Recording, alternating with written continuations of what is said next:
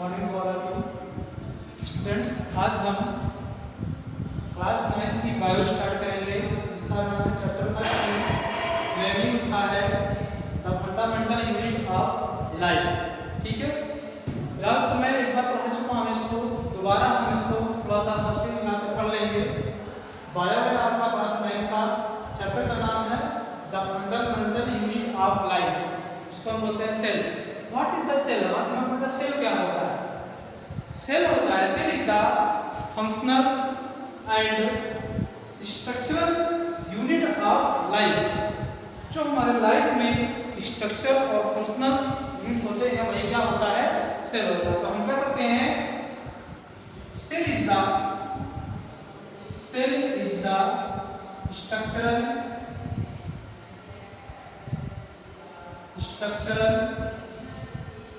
and functional unit of life are called cell। देखिए cell जो है structure and functional unit of life होता है, लेकिन हमारे जानते हैं और प्लैनेट है different types of living organism are found from the fundamental unit of life. Different types के जो ऑर्गेनिज्म होते हैं वही सेल होते हैं। ठीक है, जिसे हम कह सकते हैं, इसका डिफिनेशन क्या हो जाएगा? Our planet all living organism are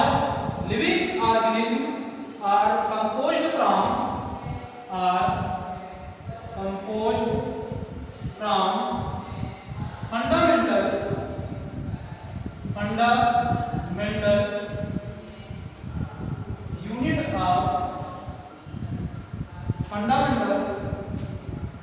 unit of life is called cell। हमारे दिमाग में आता है कि fundamental unit of life cell, इसका मतलब ये जितने भी लिविंग ऑर्गेनिज्म होंगे उनके अंदर सेल पाया जाए। जैसे हमारी बॉडी में भी सेल होते हैं, छोटे छोटे माइनर सेल होते हैं, और सेल जो है इनलार्ज होके एक बड़ा सा सेल बनाते हैं। आगे बताएंगे आपको। आपके दिमाग में सेल को डिस्कवर किसने किया था? ये क्वेश्चन है आज आपका, सेल को डिस्कवर किसने किया था? ठीक है, अब आगे बात बताएंगे। इससे पहले देखेंगे कि जो अगर हमारी बॉडी में जो सिंगल सेल होते हैं, सिंगल सेल उसको हम बोलते हैं यूनिसेलुलर सेल।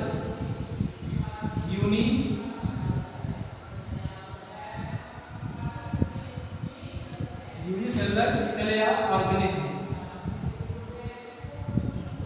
ठीक है, जो सिंगल सेल होते हैं all the life process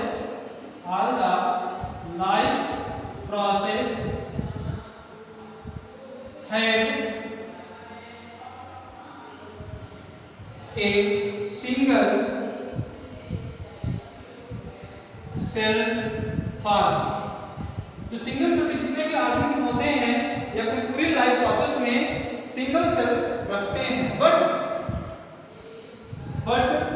in multicellular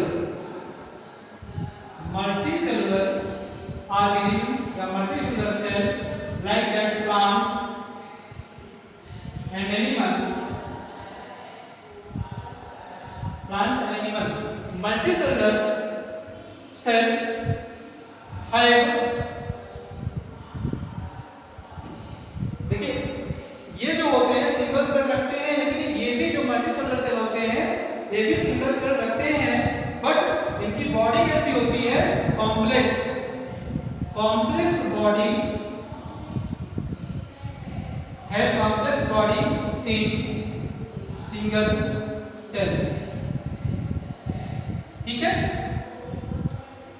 तो हम कह सकते हैं the study of in all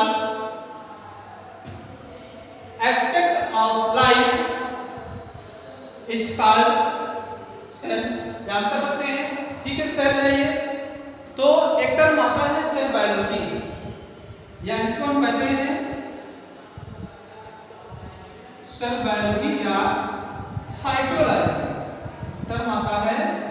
cell biology या साइटोलॉजी क्या होता है? सेल बायोलॉजी क्या होता है? देखिए, all the study of cell in all the aspect of life is called cell biology. Cell biology, all the aspect of life are called cell biology or cytology। आपको PDF में इसका definition सबका definition मिल जाएगा आपको, यहाँ बस आपको समझना है। तो देखिए, इसके बाद हम बात करेंगे साइटोलॉजी के बाद एक टर्म आता है माइक्रोस्कोप। माइक्रोस्कोप क्यों आता है? अगर हमारे पास सेल है, हम कैसे जानेंगे सेल कैसा है, सेल का स्ट्रक्चर कैसा है, सेल बनता कैसे है, जिसको देखने के लिए, सेल को डिस्कवर करने, सेल को डिटरमाइन करने के लिए हमको माइक्रोस्कोप की जरूरत पड़ती है। ठीक है, तो माइक्रोस्कोप क्या होता है? Microscope is a machine which enlarge the microscope is a machine which enlarge the cell size and make easily to watch the cell size। ठीक है, माइक्रोस्कोप क्या होता है? Microscope is a machine which are enlarge the cell size and make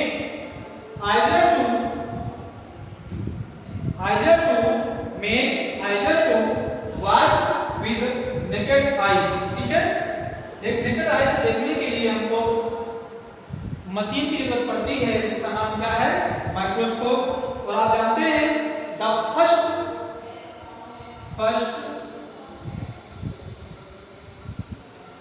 microscope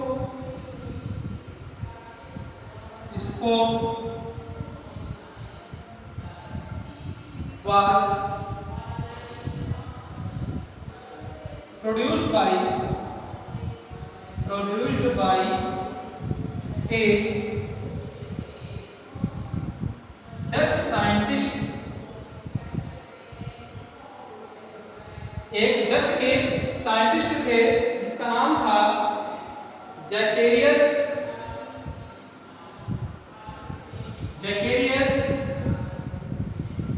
जानसीन। Zacharias जानसीन ने 16वीं century में microscope का discover किया। ठीक है, जैकेरियस जानसीन कहाँ के निवासी थे? डच के थे। ठीक है, इन्होंने 16वीं सेंचुरी में माइक्रोस्कोप का डिस्कवर किया था। और हम कह सकते हैं कि जो माइक्रोस्कोप होता है वह मेनली 2 टाइप्स का होता है। Microscopes are found in 2 types।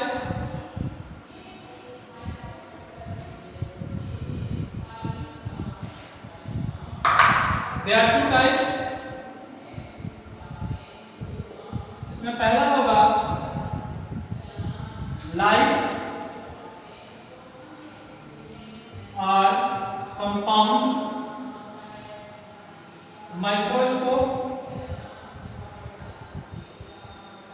and second electron microscope। First आपका लाइट या compound microscope and second electron microscope. देखिए, जो कंपाउंड माइक्रोस्कोप होता है, लाइट माइक्रोस्कोप होता है, मेनली यही यूज होता है किसमें? लेबोरेटरी में। ठीक है, लैब में मेनली आपको कंपाउंड माइक्रोस्कोप ही मिलेगा। ठीक है, देखिए, यह माइक्रोस्कोप जो होता है compound microscope which is most commonly used in the biological laboratory. ठीक है, और लाइट माइक्रोस्कोप या कंपाउंड माइक्रोस्कोप पार्ट्स है डिफरेंट टाइप्स के पार्ट्स होते हैं। मेनली 4 पार्ट्स होते हैं जिसका ज्यादा यूज होता है। लाइट माइक्रोस्कोप में मैं बात करता हूँ। लाइट माइक्रोस्कोप या कंपाउंड माइक्रोस्कोप में 4 पार्ट ऐसे हैं जिसमें डिफरेंट टाइप्स के वर्क करते हैं। जैसे पहला होता है ये बेस होता है, वही मैं आपको दिखाता हूँ। बेस उसके बाद the arm and third the stage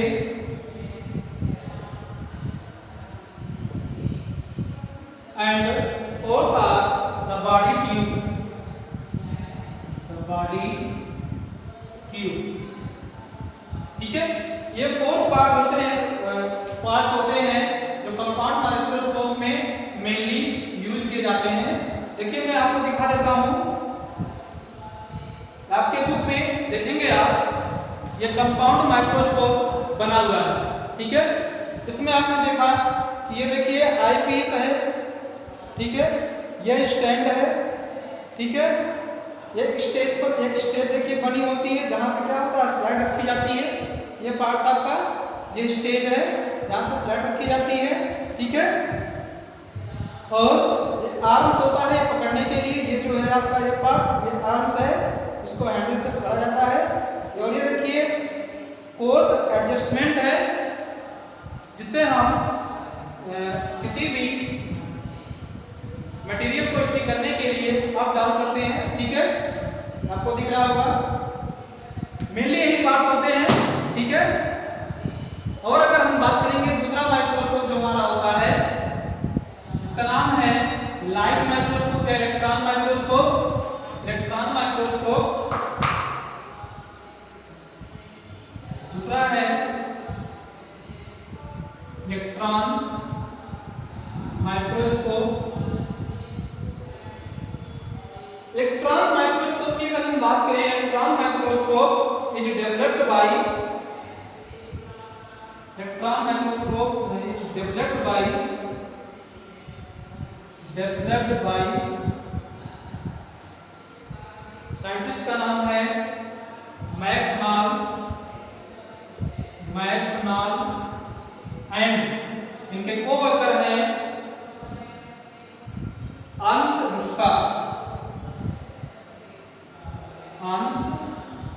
रुस्का। इन दोनों ने मिलकर इलेक्ट्रॉन माइक्रोस्कोप का डिस्कवर किया था इन 1931 में। ठीक है, इलेक्ट्रॉन माइक्रोस्कोप का डिस्कवर किया था मैक्स नॉल एंड हंस रस्का ने इन 1931। और यह जो इलेक्ट्रॉन माइक्रोस्कोप होता है कंपाउंड माइक्रोस्कोप की अपेक्षा बहुत ज्यादा पावरफुल होता है। और पावरफुल इसलिए होता है कि इसमें इलेक्ट्रॉन माइक्रोस्कोप में पावर हाई होता है। क्योंकि यह 1 or more इंटरमीडिएट लेंसेज इसमें लगे होते हैं। एक या 1 or more इंटरमीडिएट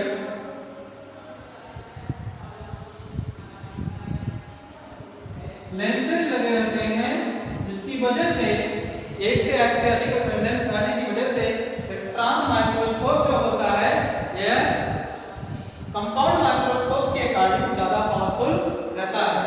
अभी हम इन दोनों के बारे में डिफरेंस थोड़ा सा आपको बता देंगे, ज्यादा क्लियर रहेगा। ठीक है, यहाँ तक बात हुई इलेक्ट्रॉन माइक्रोस्कोप और कंपाउंड माइक्रोस्कोप की। और बात करेंगे इन दोनों के बीच में डिफरेंस क्या होता है। Difference between electron microscope and compound microscope.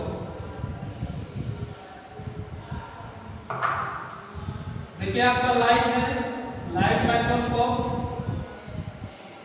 एक तरफ, दूसरी तरफ आपका है electron microscope.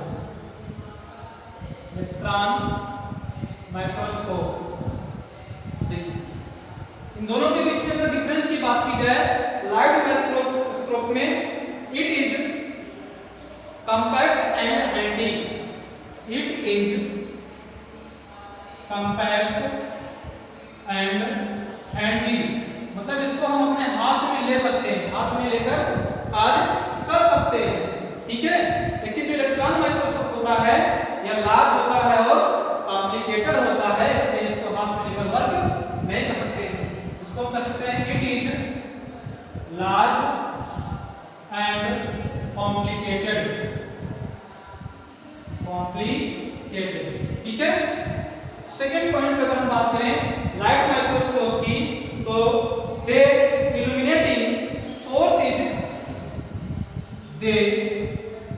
illuminating source is natural light। इसका जो सोर्स होगा नेचुरल लाइट होगा, या क्या कह सकते हैं सनलाइट होगा, ठीक है। लेकिन इलेक्ट्रॉन माइक्रोस्कोप जो होगा दे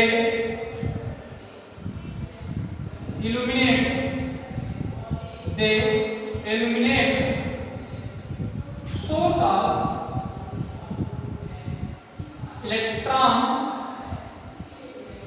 beam। इसका सोर्स क्या होगा? इलेक्ट्रॉन बीम होगा। इलेक्ट्रॉन की क्या होंगी? रेखाएं होंगी, बीम होगी, रोशनी होगी। इसमें क्या होगा? सन की लाइट होगी, नेचुरल लाइट होगी। आप चाहे तो इसका सनलाइट की जगह आर्टिफिशियल लाइट भी यूज कर सकते हैं इसको डिस्कवर करने के लिए लाइट माइक्रोस्कोप से, ठीक है। और थर्ड पॉइंट, इसका जो इमेज बनता है एक ऐसा होता है, इमेज आर कलरफुल। इसका इमेज कैसा होगा? कलरफुल होगा। But electron microscope image are black and white, ठीक है। बात समझ रही है? और भी इनमें डिफरेंसेस हैं। जैसे मान लीजिए लाइट माइक्रोस्कोप में हार्मफुल रेडिएशन रिस्क एब्सेंट है। हार्मफुल रेडिएशन, जो हार्मफुल रेडिएशन होता है इसमें ऐसा कोई रिस्क नहीं है, रिस्क इज एब्सेंट।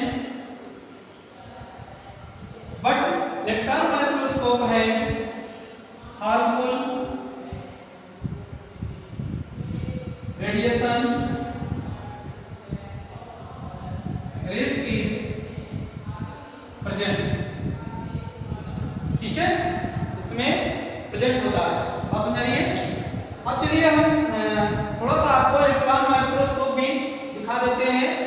देखिए आपकी बुक में यहाँ पे इलेक्ट्रॉन माइक्रोस्कोप बना हुआ है, ऊपर इंसुलेटर है, इलेक्ट्रॉन गन है, स्पेसिमेन पोजीशन है, बाइनोकुलर बीवर है, कंट्रोल पैनल है, ठीक है। यहाँ पर क्या है? इलेक्ट्रॉन माइक्रोस्कोप है, ठीक है। अब आगे हम बात करेंगे डिस्कवरी ऑफ सेल कि सेल का डिस्कवर किसने किया था और कब किया था, ठीक है।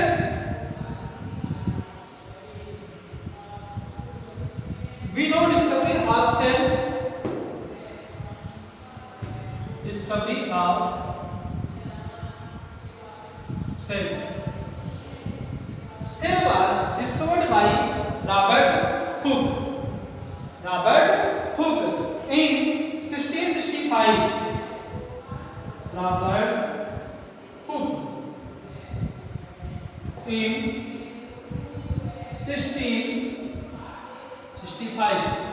1665 में रॉबर्ट हुक ने सेल का डिस्कवर किया था और इन्होंने अपनी एक बुक पब्लिश की थी। उसी में एक थ्योरी दिया था अपनी बुक में, इसका नाम है माइक्रोग्राफिया।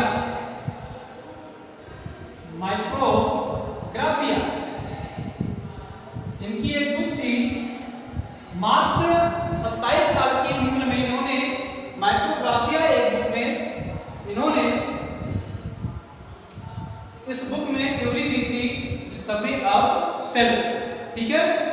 बाद में एक और साइंटिस्ट आए, एंटन वॉन ल्यूवेनहॉक।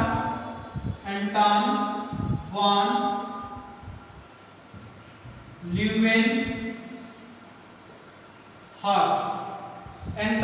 ल्यूवेनहॉक ने बाद में डिस्कवर किया कि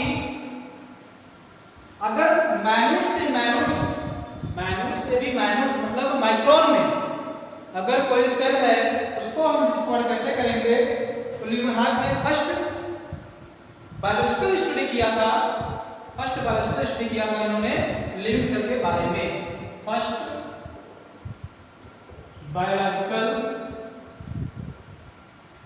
स्टडी इन लिविंग सेल कौन किया था? Anton von Leeuwenhoek. ठीक है, इन्होंने 1632 से 1723 के बीच में, उनकी डेट ऑफ बर्थ है, उनके बीच में ये थे, इन्होंने डिस्कवर किया था। अब देखिए इसके बाद सेल डिस्कवरी ऑफ सेल की थ्योरी रॉबर्ट हुक ने दिया, लेकिन फर्स्ट बायोलॉजिकल स्टडी किया किसने? लिविंग सेल की एंटोन वॉन ल्यूवेनहॉर्न ने। इसके बाद डिस्कवरी ऑफ सेल या फर्स्ट बायोलॉजिकल स्टडी करने के बाद एक थ्योरी आई थी, सेल थ्योरी, जो बहुत ही फेमस हुई थी। सेल थ्योरी दिए थे शिल्डेन, स्वान एंड रुडोल्फ वर्चू ने। इसको हम आगे कल स्टडी करेंगे। Thank you.